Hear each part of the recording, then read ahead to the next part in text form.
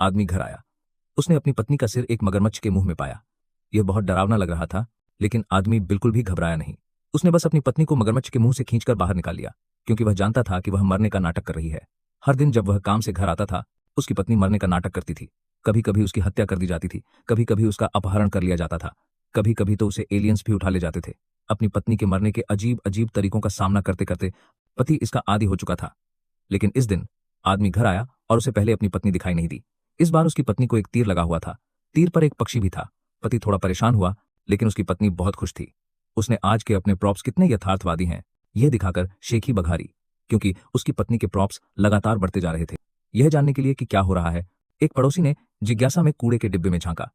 वहीं पर उसे बहुत बड़ा झटका लगा। आदमी काम पर गया और एक सहकर्मी से शिकायत की। सहकर्मी को लगा कि उसकी पत्नी को साथ निभाने वाले की कमी है। वह घर पहुंचा तो उसने भी अभिनय में साथ दिया। उसने अपनी पत्नी को उठाया और जोर जोर से रोने लगा।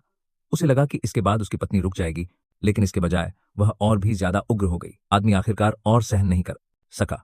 उसने गुस्से में आकर उसका हेडगियर उतार दिया। लेकिन एक दिन आदमी घर आया और उसे अपनी पत्नी कहीं नहीं मिली। उसे तुरंत लगा कि कुछ बुरा हो सकता है। आखिरकार उसने उसे पर्दे के पीछे बिल्ली के वेश में पाया।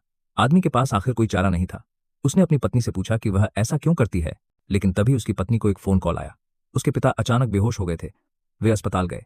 पत्नी के जाने के बाद पिता ने आदमी से रुकने को कहा।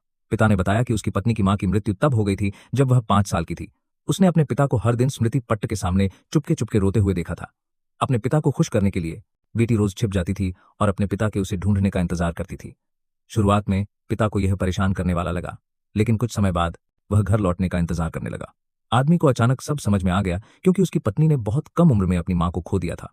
उसने बचपन में यह सीखा कि जब एक साथी मर जाता है तो दूसरा व्यक्ति बहुत गहरा शोक करता है। इसलिए वह हर दिन मरने का नाटक करती थी। समय के साथ आदमी इसकी आदत डाल लेता। जब वह सच में मरती तो वह इतना दुखी नहीं होता।